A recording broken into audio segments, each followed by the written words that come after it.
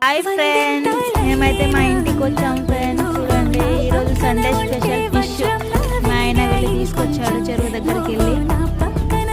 ఒకటి ఎంత ఉంటుంది? కిలో ఉంటుందా? ఎంత ఉంటుంది? నిజం చెప్పు. 3 చేపలు తీసుకొచ్చింది. ఒక ఫిష్ కేజీన్నర ఉంటుందంట ఫ్రెండ్స్. చూడండి పెద్దగా ఉన్నాయి.